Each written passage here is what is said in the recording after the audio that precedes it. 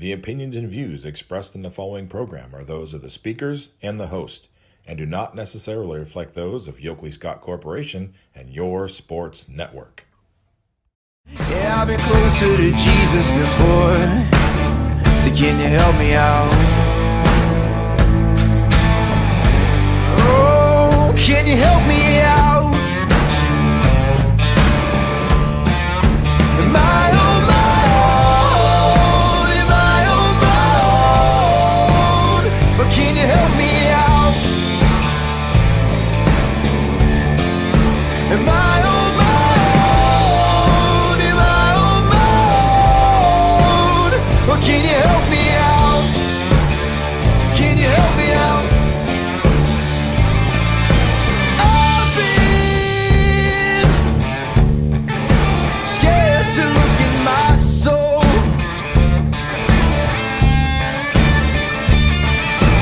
I've been afraid I would follow the road. Yeah, afraid of the things I've been told.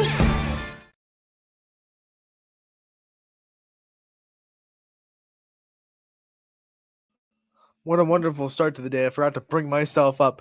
Anthony Hartwig with you. Thank you so much for tuning in. This is a Thursday episode of Running Point on ysnlive.com, brought to you by Greenwood Chevrolet in Austin Town. They go the extra mile for you, and we try to do the same here every day on this show. We thank them for their constant support of Running Point and everything that we do here at YSN.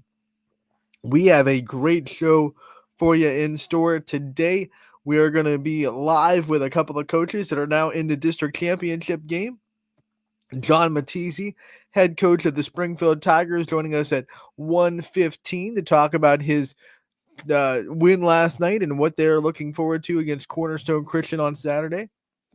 And then Aaron Gilbert will join us a little bit later on in the show as well to talk about their win last night over Kirtland, and then their third matchup with Liberty in the district championship. It's going to be fun to talk about that one because this is a different Liberty team than Garfield has seen the last, two times this season. Obviously, we've talked at length about how different Liberty looks with Sienna Smith on the floor, and now Garfield is going to get their first chance this season to see how they look with that. So I'm really interested to talk to Coach Gilbert about how much he kind of throw away the tape of the last two games they played Liberty, because a lot changes for them with Sienna Smith on the floor, and I've talked about that at length too, not just their points that they're able to get from Sienna Smith, but the ability to put other players in their natural positions. And, you're going to scout Demi Watson a little bit differently if she's not bringing the ball down the floor all the time. You're going to scout Aaliyah Foster a little bit differently when she's posting up a lot more than she was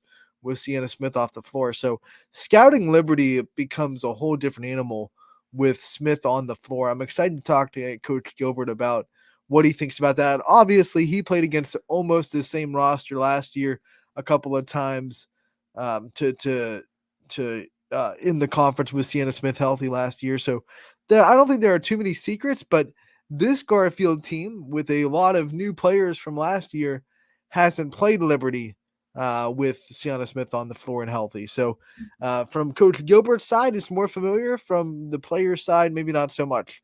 We'll talk to him about that.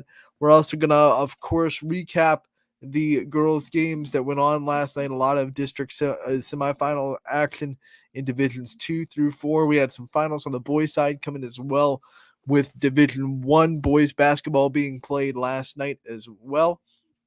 So without any ado, let's go into the finals from last night on girls and boys basketball. We will start down in Grand Valley. I almost said Streetsboro. In Grand Valley, Springfield did get the win over Southern Local 35-31. Don't want to take too much away from the conversation we're going to have with John Matese, but just my take on it, because I was there with Noah Doty in my first chance to call a game with Noah, and I was very impressed with being with him and the work that he does, the preparation he has. Obviously, he's covered Springfield all season. He kind of knew everything about him. He knew what to expect. He gave me a great scouting report, so I was able to come in with a a really good color commentary for that game, and Noah does a great job. So I was really happy to have my first time being able to be on the mic with Noah Doty. It was a great time. But Springfield, man, after a very back and forth first quarter where Springfield actually led by 3, 10-7, 10-6, they led by 4, excuse me. We saw Southern go off in the second quarter. They outscored the Tigers, what was it, 16-4 in the second quarter to take a 7-point lead into half. And really, it seemed like Southern had control of the game from that point on until just about 5 minutes left to go in the contest when the Tigers kind of woke up. But I commend Southern Local. I want to do that first and foremost. Southern really came in with no fear at all from the first top seeded Tigers. They played them physically. They played them up on defense. They were really harassing every ball handler that Springfield had, whether it be Matty Lesnack or Toscano on the wing or Vecchione on the wing as well. Everyone that caught the ball on the perimeter was hassled. And then the paint defense from Olivia Kearns was really on point. She did a good job playing clean defense at the rim, blocking shots without fouling, and doing a great job with all that. So I think Southern played a really good game. They just couldn't hold on late. That was just the difference. They were up by 9 in the fourth quarter, 29-20. And from that point on, they only scored 2 points. They couldn't have that one handful of plays down the stretch to just win the game. They couldn't find those plays. Springfield's defense locked down. And then Springfield got the benefactor of a couple of and ones down the stretch that gave them easy 3-point possessions, which really impacted Springfield because they weren't shooting well from beyond the arc. So to get those 3-point plays the old-fashioned way really gave them a boost back into this game. JC Mullen had a pair of them. Jamaica Brungard really came on in the fourth quarter. She had no points for that the first 3, scored 4 points in the fourth, and I think both those 4 points came during that little comeback. So you take 4 points from her, 6 points from JC Mullen. That gets you right back into the game.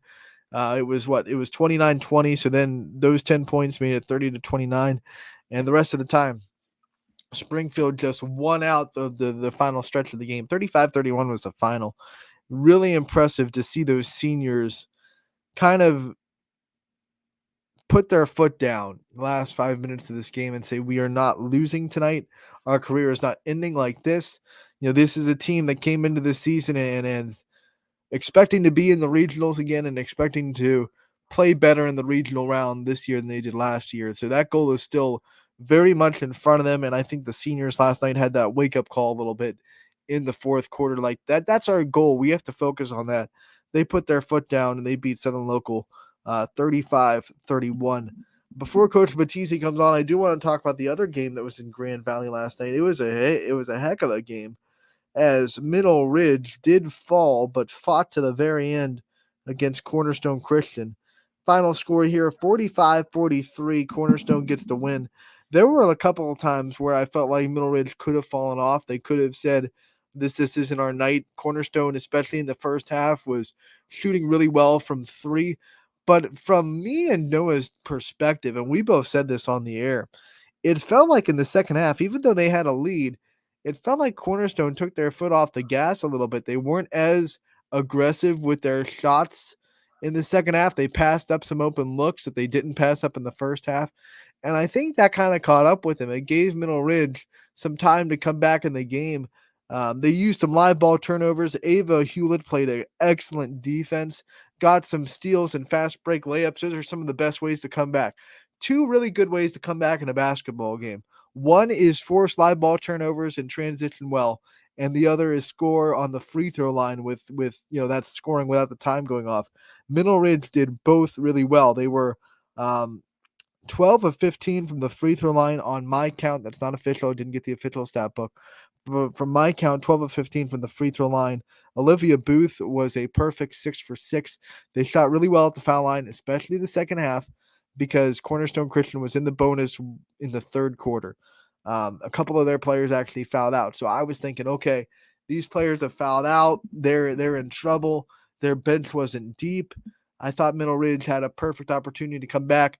They did. I don't want to harp on the last possession or the last couple of possessions and make it sound like it came down to the way that went, because that's the last thing I want to do is put more on the mind of those players that had opportunities.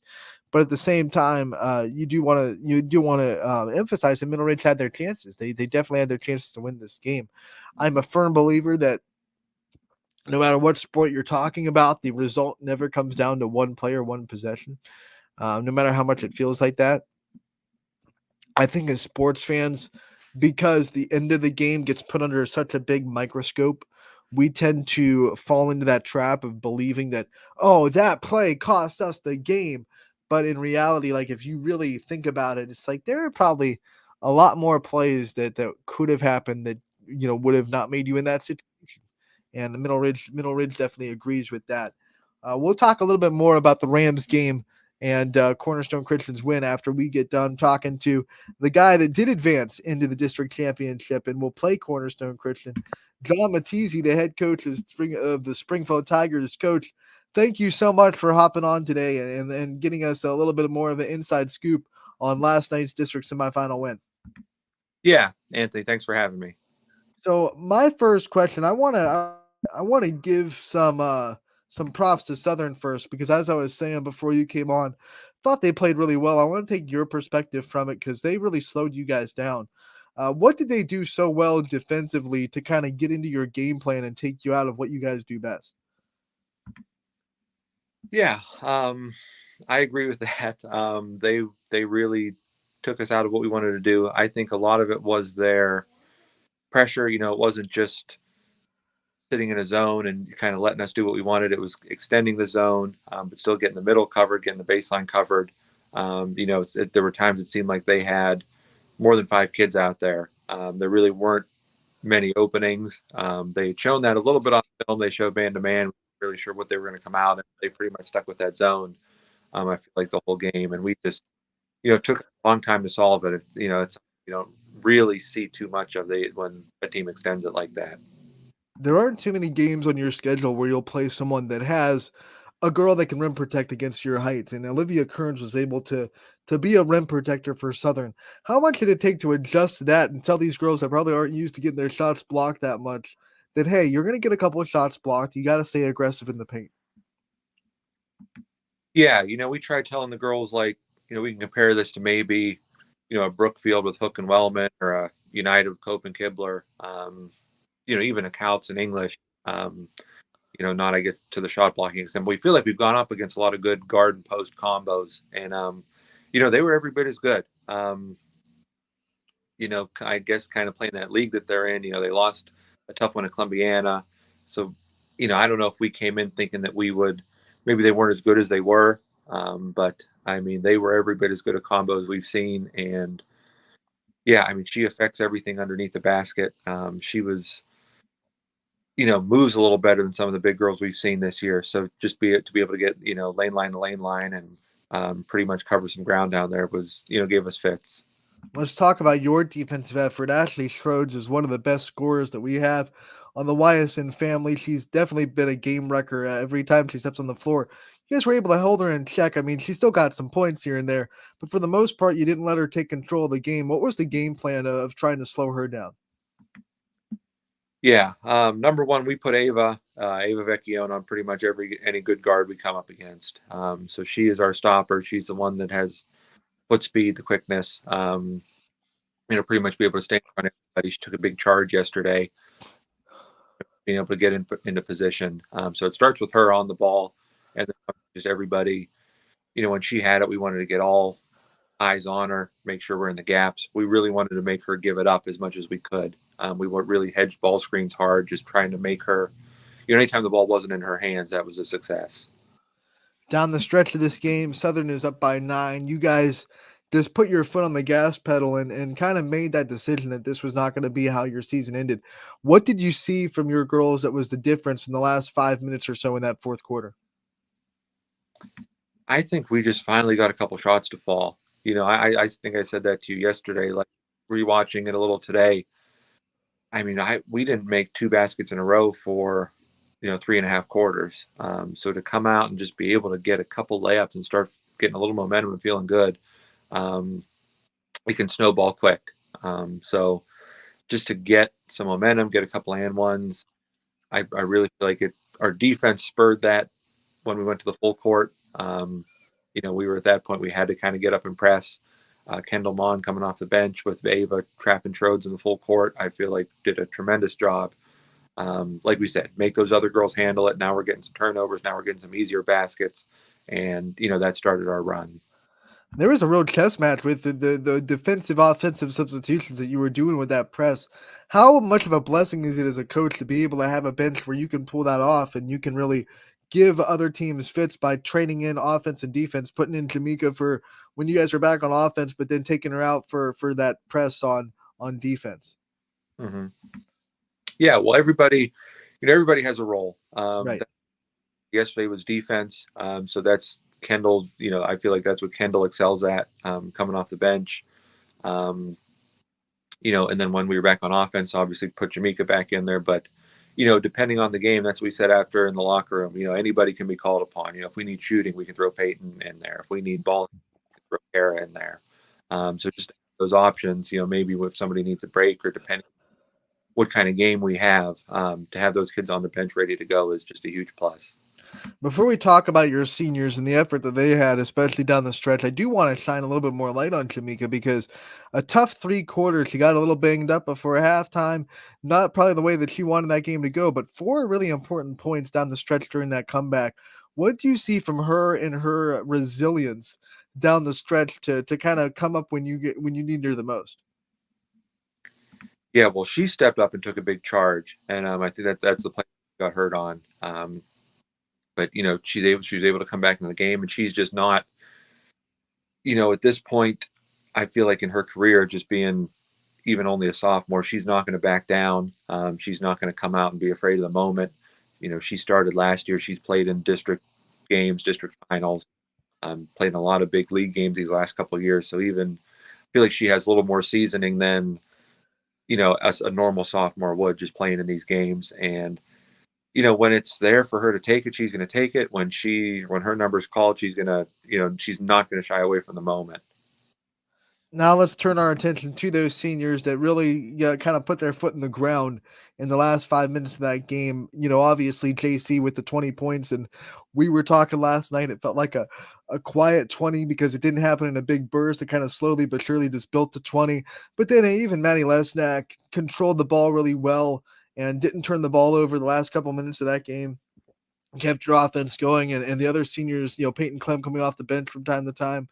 What do you see from your seniors, especially down the stretch in that 4th quarter, that kind of showed you that they weren't ready for this to end quite yet? Yeah, if you watch the film, I mean, that our 4th quarter defense was, where we were hoping it was all game. Just getting up in the passing lanes, getting out and hedging screens, really ball pressuring. Our ball pressure really wasn't there for a long. It starts with Maddie. Getting out there, they're the ones that everybody looks to. So when they get out and do it and they, get going and have that effort going, I mean, it's hard for the other girls not to follow them. All right, so now we go into the district championship on Saturday. It was a great game after you guys played. Middle Ridge and Cornerstone kind of went blow to blow. Cornerstone was able to pull out the 2-point victory, 45-43. I know you stayed for a little bit of that game. What did you see from Cornerstone Christian? What kind of things do you think they present? What challenges do you think they'll present to you guys? Yeah, we know it's another game we're going to see pressure. They were there for that whole first game, and I think that's kind of their calling card anyway, is to get up and pressure, ball pressure, maybe trap a little bit, maybe press a little bit. So we've been working on it for 2 weeks, knowing that this was coming, just making sure we're, fundamentally sound. We're catching with 2 feet. We're stepping through. We're not traveling, pivoting, stepping through traps. They're tough. They play a schedule up out of Cleveland. They're kind of a team that we don't see down here too much, but I think we'll be ready for them. Their offense looks a little different than Southern. They shot a lot more from 3, especially well-rounded. They had a handful of shooters that weren't afraid to take that jump shot from the perimeter. What are some of the defensive things that you can do to try to keep them off the 3-point line? Yeah, we're always going to rely on our man-to-man. I feel like that gives us the best chance to not lose anybody. I'm not really a big zone guy, especially when teams have shooters like that. I feel like we can get lost, and just there's too many openings on the perimeter. So I think our best chance to get out to the shooters to make sure we are stuff we're supposed to be doing is our man-to-man. Maybe pressure a little bit, but that's our calling card at the end of the day is just good, solid half-court man. I feel like you may have learned that from somebody, watching defenses in the past that dominate with man-to-man defense. Coach, when we talk about district championships, we talk about the stage, and obviously your girls were there last year. How much do you think that experience is going to help you this year to not be intimidated by the stage and not be caught up in the lights of a district championship? Yeah, I think that's going to be huge.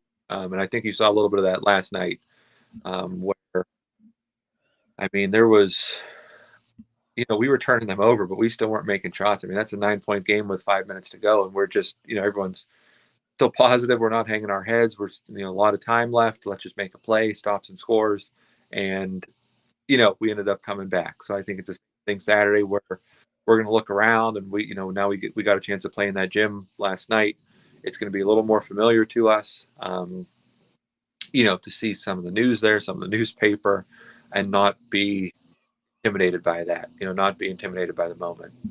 So I was talking with some Middle Ridge parents afterwards. We were just discussing, you were the 1 seed, you had your pick on which district you wanted to go to. Was there anything that leaned you towards Grand Valley over going back to Middle Ridge this year and playing in that district? Oh gosh, don't get me started. We would have loved to have gone to Middle Ridge. The Northeast District Board kind of made some decisions here on how they were running the tournaments. So we didn't have that choice. Okay. Our draw, we were, there was Northeast 1, Northeast 2, and we just had to go on the board. They didn't put the sites on there for us. They said it was kind of going to be, they were going to decide which district was which based on geographic location. If that's the case, I don't know why you send your 1 seed to Grand Valley, but that's a conversation for another time. I won't get you into any trouble, so we'll leave that there. But one more thing before we let you go, obviously you have an opportunity to cut nets down for the second year in a row, and this program last year won its first district in a long time. What would it mean to kind of win again and kind of establish that last year wasn't a fluke and that you guys are one of you put your stamp on being one of the dominant programs in the area? Yeah, that's what it comes down to, right? If you want to be that team, if you want to be a team that you look around and be mentioned with a Poland and a Salem and a Canfield, all these teams that are still, most of them still playing right now. You got to win. You got to win districts. You got to win the league. You got to win big games. So if we're able to pull this off back to back, it just kind of, like you said, solidifies what we did last year, and it just kind of hopefully shows some of these young girls like this is the standard. This is what we are working towards every year. This is something we're capable of every year. So that's the expectation. You've earned 2 more practices, 1 more game. That's what your dad would always tell the teams that he coached at South Range. Every win is 2 more practices, 1 more game. In these next 2 practices, what's going to be the main focus that you try to really sharpen down in this team to win a district championship? We have to be able to get into our sets. If we let them push us out on the perimeter and we can't run offense and we're having trouble, completing passes and just doing the stuff we want to do, it's going to be a slog of a game. We have to figure out a way to, be able to make a pass to get into an offense, to high lows, to look at getting the ball in the post, regardless of what they're doing to us, whether it's man, whether it's zone, not taking bad shots, making sure we're taking good shots. We're doing the kind of the offensive concepts that we've had all year, that we just make sure we get to those things. And that's going to be the focus. Going up against pressure for 2 days, trying to mimic some of what they do and, getting us into positions to have success on it. I do have this popped in my head. One more thing I want to ask you, because I talked about it so much on the broadcast last night. The old adage or the cliche is great teams find a way to win when they're not playing at their best. There are probably a lot of things as a coach you saw last night that you weren't happy about, that you don't think that your team executed. What does it say about your team that they're able to just find a way to win when they're not bringing their A game, when they're not playing the best they can play? Yeah. Well, I mean, the saying is what defense travels, right? So, after the regional game last year, we looked, at ourselves between the coaches and said, what do we have to do to get better, to get back here, have a shot of maybe winning. You know, our defense has to be elite for us to have a chance, and so that was really our focus a lot of this year. And I mean, we've won multiple games this year where we've scored in the 30s, and you can't do that without, really good defense. So that's going to give us a chance. I feel like anybody, in any game we have.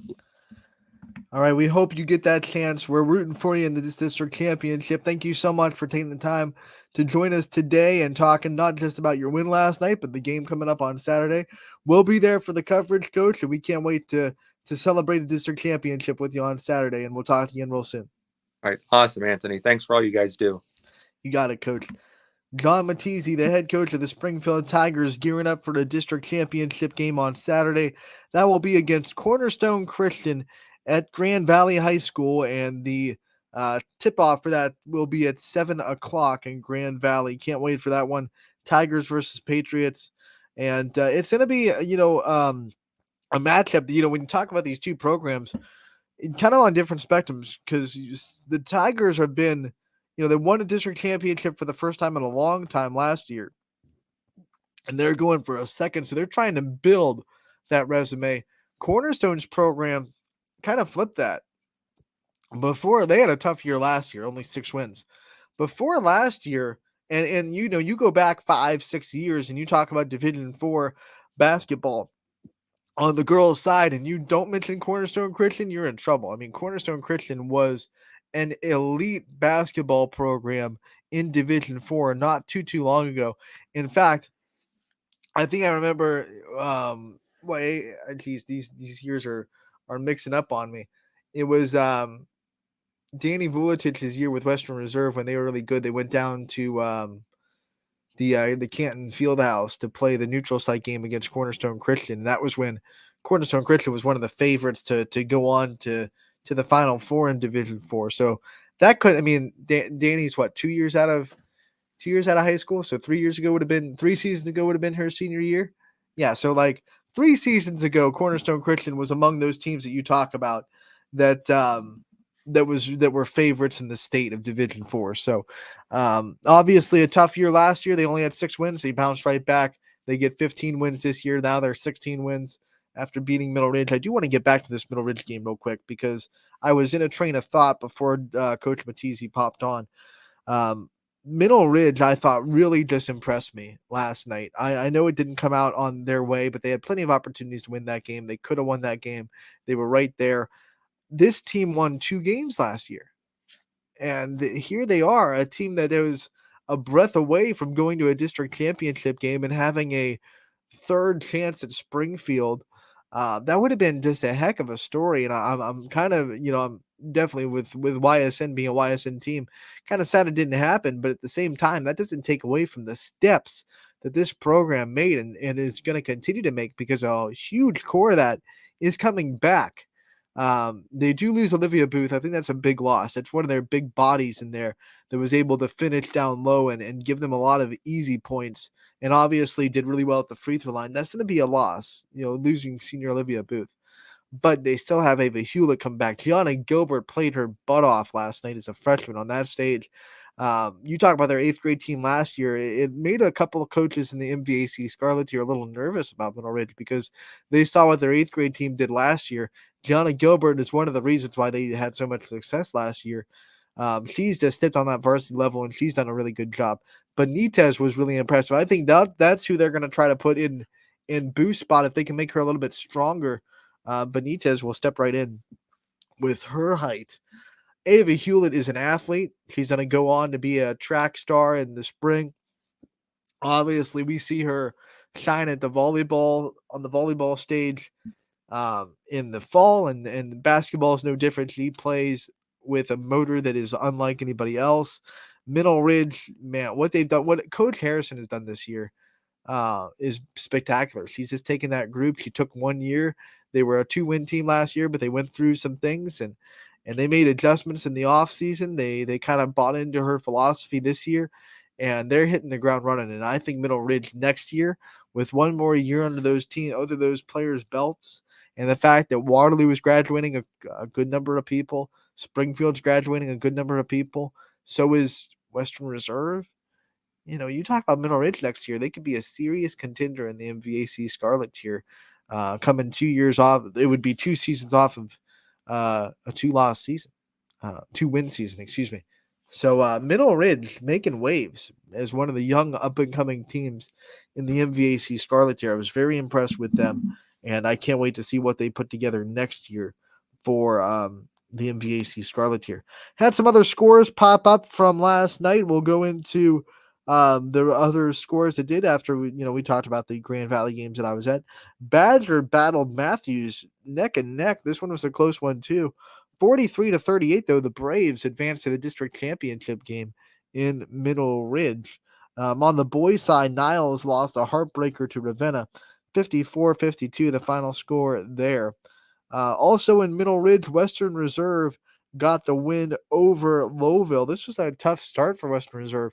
Lowville had a decent lead after 1 quarter of play, but Western Reserve really picked it up, especially on the defensive end the rest of the game. And the Blue Devils were able to win 39-27, the final score there. Western Reserve versus Badger in Middle Ridge on Saturday at 7 o'clock. That should be a fun one. Up in Division 3, we saw Crestview get a win in Lakeview, 59-33, the final. I mean, that's Garfield's score. I'm sorry. I saw the white and yellow. I was like, that's got to be Crestview. Crestview got the win. Their final score was 49-41 over Minter Lake Catholic. And Crestview will advance to play Laurel, who knocked out United 69-35. A valiant effort from United. That's one of the lowest scores we've seen out of Laurel so far in this tournament, 69 points. I know that's saying something when you say, oh, that defense held them to 69. That's a good game. But Laurel scoring like 80 a game in this tournament. So the fact that United was able to slow them down a little bit was a props to them, but just too much. Laurel is one of the best teams in the state in Division 3. We'll see what Crestview can do with them on Saturday. That's going to be a really good freshman class going up against each other. Laurel's freshmen are sensational, and then Addison Rhodes, the freshman that has done it all for Crestview this year, going to be going up against them in Lakeview. 7 o'clock is the start time for that game. It'll be on ysnlive.com as well. Garfield was able to get their second straight trip to a district championship, 59-33. They beat Kirtland pretty easily. I mean, everyone thought this one was going to be a tough game for Garfield after they saw what Kirtland did to Villa Anna St. Joe's in the sectional final. But Garfield just never really put any question to it, any doubt to it. Hopefully, we'll be able to get Coach Gilbert on in a little bit to talk about that game, because I'm interested to know what Garfield did so well to really stun this Kirtland team. 59-33, the final score there. Garfield will match up against Liberty, who also got the win in Struthers over Lakeview. Final score in that one was 54-35. Liberty is now in their second straight district championship. Both these teams are going to be going for their second straight district championship, back-to-back titles, and something's got to give. They're in different districts this time, and we're going to talk to Coach Gilbert about it. Coach, welcome back to the show. I foresaw that maybe we'd be talking about a district championship, and here we are.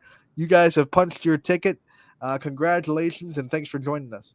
Yeah, thanks for having us. So, if you've got any other predictions, let's get those going. So we'll see if those can happen. It's a lot easier to come out and say you're going to win when you're not playing a YSN school, and that right.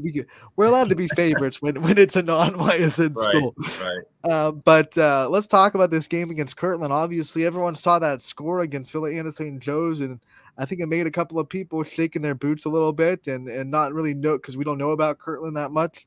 As far as the girls basketball side of things, you guys did not struggle like Villa Anna St. Joe's did. What went so well for you last night against Kirtland? I think first off, film never tells the true size and speed of players. And so, that was the first thing that jumped out to me when they took the floor to warm up, is they are a lot bigger, a lot longer than they looked on film. I think that was a concern, watching on film is okay. They've got some size and stuff, but seeing them come out, they definitely had some length. That was a big concern. But I thought we got on them early, hit a couple shots, and just we were really able to just kind of stay true to ourselves. One of the things that they do is Coach Ridgway constantly is changing up defenses and stuff, and so that was a little concerning as well. As just when you get comfortable, they change the defense. And I think that was one of the things they did to St. Joe. I think that's one of the things that they were able to do kind of throughout the season that we saw on film is they didn't just play one defense. There was, I think last night, I think you probably played about 10 different defenses, it seemed like. So for us to hold our composure and just, stay true to the game plan, I thought was big. How do you prepare for a team that is going to do that coming into the game and tell your girls like, hey, they could be at any different kind of defense at any time, and you got to be prepared for whatever they're going to throw out at you? You don't overload their brain. You give them some looks. You try to look at tendencies to say, okay, anything that's over 50%, we're going to talk about. If it's just a change up gimmick, we're not going to spend quality practice time on. We're going to talk through it and then we're going to move on. But if we see that it's definitely something that's a 50, 60, 70% of the time they're in this, we're spending not that much time, but we're spending a quality amount of time on practice on it. And we've seen so many defenses this year. You look at Blash at Crestview, he plays multiple defenses. You look at Cole at Champion, he plays multiple defenses. Just within our own league, we get to see that pretty regularly. And then you see, the pretty consistent, solid defenses from Brookfield. And then, of course, with Liberty, same thing with LeBray. They're going to change up their defenses and stuff. Newton Falls, Mark's going to sit in that 2-3 no matter what. He extended that a little bit this year. So we saw a variety of defenses throughout the year. So nothing at this point should surprise us. So the storyline in this tournament so far, especially from the coaches that we've been able to talk to from the teams that won last night so far, has been the seniors play. The play from the seniors that they kind of have that sense of urgency and they kind of put their foot in the ground and say, this isn't how our career is ending here in the semifinals. What do you see from your seniors so far in this tournament that gives them that same edge and that same sense of urgency to play well in the tournament? Yeah, realistically, you look at, making the trips to the district finals that we've been able to do, Nora and of course with Shirky, they're the ones that have consistently seen the time. Shirky has been a stout member of the team for all 4 years of making it to the district final. Nora saw some quality time last year, but has been big this year. And, it's Laura's first ride to get there. So, but then you've got with Maggie, with our 4th senior who, has just been really consistent, just kind of doesn't get rattled. But yeah, the seniors, I think in every school, as you get past about game 17, it starts to set in like, oh my God, this is almost over. And for some of them, game 23 is going to be the last, for some 24, and you just keep counting from there. But that's kind of the thing, that's, when it was 30-16 at halftime last night, one of the things I said to him is, this game can go one of two ways. 6-0 run's going to change the game. It's either going to put us up 20 or it's going to put them back in the game. And then it's going to come down to a want to. Who wants it? And in tournament time, that's what it comes down to, because as you get deeper, the teams get a little bit more even and it comes down to a want to. And you look at Liberty's seniors, they lean on those seniors and they're in a want to, Demi, she's on a mission right now. I think she's averaging close to 25, 27 points a game in the tournament. And of course with Smith, she's back and she got, she lost her senior season except for these couple tournament games. So, she's hungry that she just wants to play. So it'll be a lot of want to, for all the teams that are involved on Saturday or Friday night, depending on their division. You said it coming out of halftime was so important with that lead you guys had. How do you think you came out of halftime? What was the biggest factor in coming out of that second half and really keeping control of that game? We kind of we do a drill occasionally called stop, score, stop, or score, stop, score, where we need that to happen. And, we just kind of reemphasize that in the huddle and said, okay, we need a stop right now. Not 10 stops. We need one. We need one, and then we need the ball, and then we need to do something with it. And we got the stop right off the bat. And then we came down and made something happen. And then again, we got another stop. We got a turnover, I believe, that we converted into points. So it was not just getting the stop, but it was also getting the score. And that was the big thing that we really preached to them is, with their size and their length, if we got in foul trouble, I was really concerned with being able to match up with them. And thankfully, they kind of let us play. Both teams got a little chippy at times, but tournament time is going to be a little bit more physical. And so it's just, holding your ground, holding true, being strong with the ball.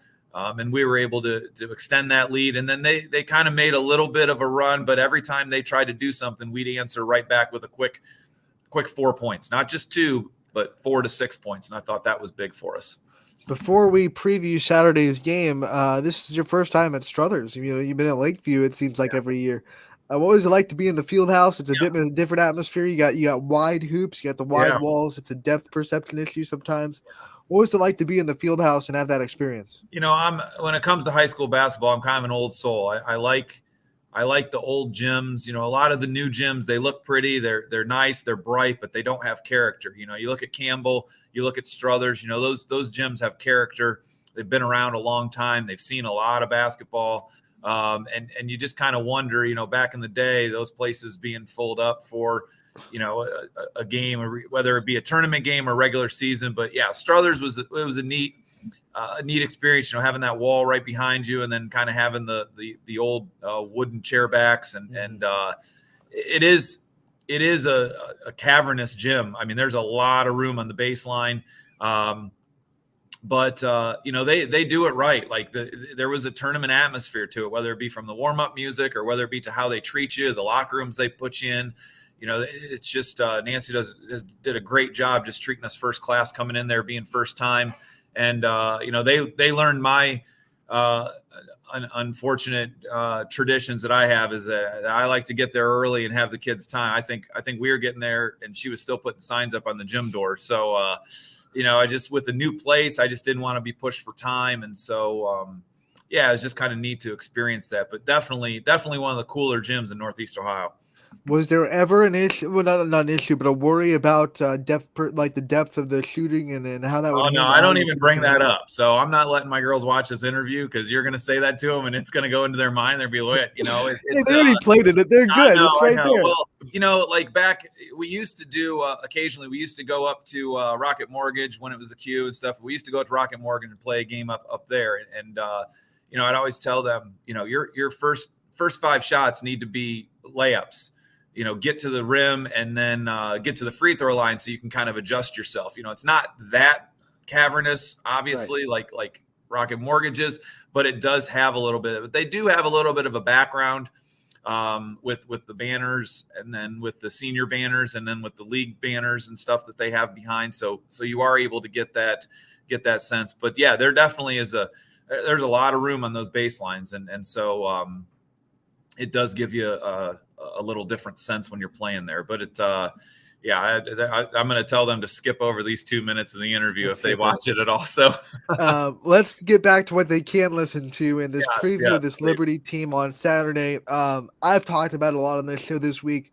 This Liberty team is different with Sienna Smith on the floor. Everybody gets to play in different positions. Demi Watson is in a different position now. Her natural position, Leah Foster, plays a different role now just because Sienna Smith is on the floor. How do you prepare for that, considering you played them twice this year without her on the floor? Yeah, they're definitely a different team now. I really felt even at the tourney time, there were kind of some hints that she was going to come back for the tournament. Even when we played them the last time at our place, she said she was about 90% at that point. So it's like, she's going to see time. It definitely allows her players to play their, I guess you would say, more natural positions. You got to guard her. You can't just leave her out there. She's not 100%. You can tell that, but she's out there. She makes a difference even at 75%. She sees the floor really well. She gets a rebound and she allows Foster to just sprint down the floor and just get layups. She allows Demi just to kind of do her thing. And then, with the other guards, they're able to just get their shots. I think that they were underseeded. You cover the area. Our league's as good as any league. It's 5 teams deep. I don't care what the final record was, but it's 5 deep. And that gets them prepared. That gets them ready. And for them, I don't know how long she's been practicing with them. She's probably been practicing for over a month before she got the all clear. So it's not like they're all of a sudden, nope, here's a player that just showed up. I mean, she's been there doing drills, running the offense. And so when she was able to come in against Pie Valley and play, it wasn't any different for them. But she definitely allows them to do some different things, allows them to be a little bit more aggressive defensively because she kind of holds her ground in the middle of that zone. And then offensively, you can't sag off of her too much because, she's a set shooter now and she can hit those. Yeah, I mean, we've got our work cut out for us. And I don't really, I'm still trying to process how to attack them with her on the floor. When you match up the two teams and you see Liberty versus Garfield, and you played them twice with her on the floor last year, so you kind of understand what they look like with her on the floor. What do you think is the biggest, I don't want to say concern, but the biggest thing that you see that, okay, we have to make sure we do this well against Liberty with the way we play, or it might be a long night? Transition defense. We can't let Foster get loose. Demi got in foul trouble at our place the second time we played, and she went off for 32 or something like that. And then when we played them last year when they were at full strength, I think it was a 3 or 4 point game at their place and a 3 or 4 point game at our place, and it was some transition. Losing Demi in transition, losing Foster. Smith hitting a couple big threes. It's going to be a great game. It's going to go back and forth. I think that. I don't know how many areas have 2 defending district champs matching back up in the district final because of the cross districting this year and how the brackets worked. Not a lot of areas. I think there's a D2. I think Granville plays Bishop Hartley. I think that's two district champs that are playing each other in that game. So it doesn't happen very often. But both of us know what's needed. I think they have a little advantage that they've gone to Struthers before in the past, but, we have 1 game under our belt now in that gym. They've got multiple games, shorter bus ride for them. That was one of the things, even with Kirtland, I think was an hour and a half plus bus ride for them. And it was about 50 minutes for us. So, just having that time to, process everything. I think on paper, it's a toss up. I think, they've got scores, we've got scores. They've got defenders, we've got defenders. They've got a bench, we've got a bench. I think it's just going to be, I hate to be cliche, but the stars got to be stars. And that person that's not on either team's scouting report has got to do something, because I kind of feel like the stars will cancel each other out. Who's going to be that extra piece for either team that does something? You look at our losses this year. That's what happened, is somebody not highlighted on the scouting report did something in the Crestview game and in the Brookfield game. And then conversely, when we beat the teams, it was kind of the same thing. So, with a district game, you don't want to say, well, I hope this person gets in foul trouble. After some of the calls last night, it's going to take a lot to get a foul. So it's just going to be, I think it's going to be a good high school basketball game that, unfortunately, one person isn't, one team's not going to move on. The cool thing for the league is, we got three chances to get one team through, if not more, with Crestview playing Laurel, and then with the 2 MVAC schools with us and Liberty, somebody's getting through to regional. So that kind of right there should kind of tell you something about the quality and the depth of our league. And then you look at the other tier, you got Springfield that's got the opportunity. So you've got Western Reserve. Yeah, and Western Reserve's there too. So we've got we got an opportunity to get a couple MVAC schools in the regional, which should show everybody, it's a quality conference. The really cool thing is if Crestview is able to win, then it would be a guarantee in the regional championship, because you two are squared up with each other in the regional semifinals. Cross bracketing this year matches us up with that Lakeview district. So that makes for some interesting coverage. So We talked about what you think Liberty does so well that you're the most most tentative about. What about when you look at your team and you think how you match up with Liberty? What's one thing that you think is one of your strengths that you match up really well against the Leopards without giving away the farm? I don't want you to give away Yeah. all the secrets, but this one thing that maybe you stick out that like, okay, we can have an advantage here.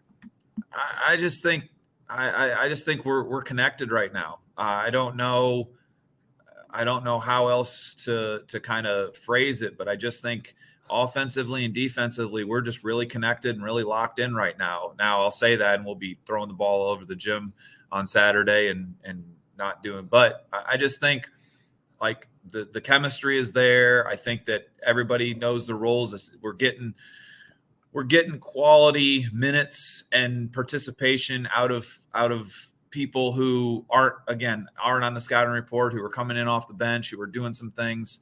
And I think that's one of the things that I like about our team right now is that I really feel like we're connected. I feel like we've got a lot of good chemistry. We're talking on defense. We're moving the ball on offense.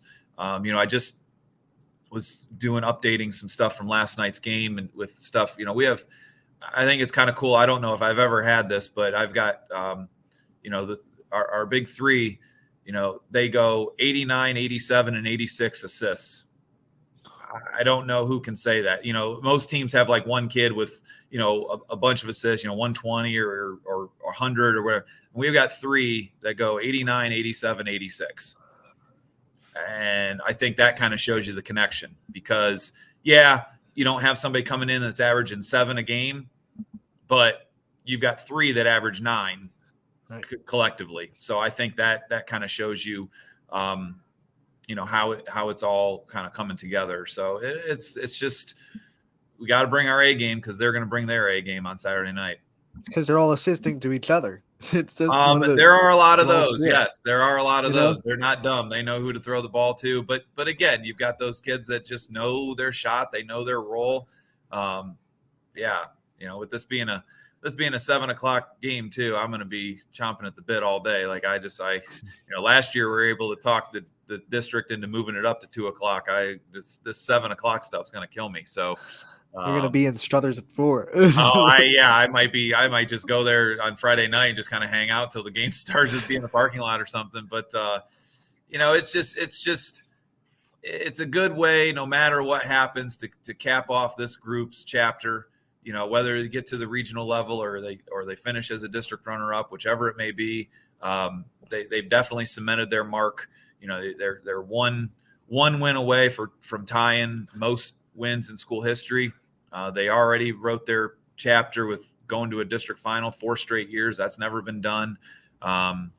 There's just a lot of things that we talked about at the beginning of the year. How are you going to stamp your mark on the page of history? And they're doing it. Every district championship is special, right? This like every championship in any sport is special. Does this one have a little bit of a more of a juice to it because of the expectations preseason that you guys had from the outside people that said, okay, you lost all this and we don't think Garfield's maybe going to be what they were and yada, yada, yada. Does this one feel a little bit extra special knowing that maybe you weren't expected to be here from the outside people? Yeah. Not going to lie. It does. It's and it's not just, personally does it. I think it's vindication for the girls in the program that have worked their butts off. A lot of them buying their time. Nora Trent waited 3 years to be a starter. Maggie waited 3 years to be a starter. Shirky's kind of been, that 6th man starter since her freshman year. Like this is old hat to her. With Laura, being a senior, she's never been to this level. So, that's new for her. But, I just think the grind that they've all committed to each other about working hard, I think that's kind of been our rallying call. We kind of have had a little chip on our shoulder about what people say, and people have been saying stuff all year about us, positive and negative, sometimes a lot more negative, and say what they want. But, these kids work hard and they have, they've risen to the occasion in almost every single game. And now they've put themselves in a position to, really, really make a stamp for Garfield basketball. Coach, they can't say anything now. You guys have locked your ticket into a district championship. Win or lose, you can be proud of that. We are definitely, rooting for a good game. Can't say we're rooting for you. Can't do that. We know. Sorry. Yeah. It's a YS and YSN matchup. We have to stay a little bit neutral. Obviously, you understand Right. that, but we're rooting for a great game. We know both teams are going to bring a lot of greatness to it. There's a lot of superstars on both sides. Alec Caberna will be on the call for you guys from Struthers, so we'll be covered on YSN. We can't wait for that, and we can't wait to see someone cut the nets down. And if it's you, hopefully we can get you back on next week to talk about some regional action. And I know Deidre's a great interview too, so I know she's got a lot of great things to say. That's coming into the league. It's been nice to kind of associate with a lot of these coaches, and she's definitely one of the best. Even in the short time I've gotten to know her, she just her and I kind of poke at each other a little bit, and it's always a good time. So it's nice going up against somebody like that in the finals as well. Kind of hard too, because you want to get them, but at the same time, you do have the respect for them and stuff. So while we're on that, real quick, because it is her last year, she already announced that she's going to retire after this season.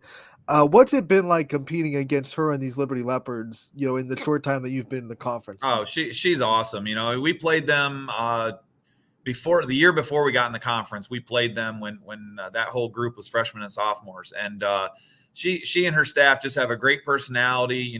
They do a great job with the players, but she's unique. We text back and forth at times, about games and how things are going and stuff like that. And it's always good to get an outside perspective, but she always, she's done things well. She's done things right. And, the Liberty's losing a good one. Like she's a tremendous coach, but an even better person that, I've really gotten to admire and like over these last couple years, and definitely going to be different seeing somebody else on that bench next year. But I definitely she's definitely one of the good ones in the area. Coach, we wish you the best of luck on Saturday. Thanks again for coming on and talking with us about it. And if you win, we'll lock you down for another conversation next week about regionals. All right, Anthony. Thanks a lot.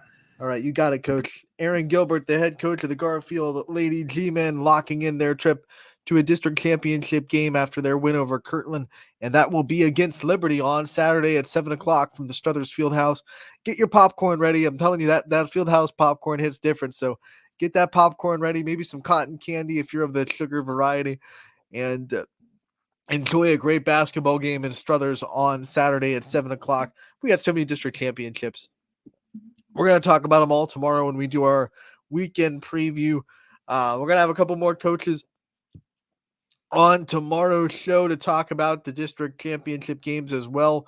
And then obviously there's boys sectional finals tomorrow. So there's going to be a lot to talk about on tomorrow's show, 1 to 2. Don't miss a minute of it, but this is going to be the end of today's episode. And I want to say thank you so much for tuning in today.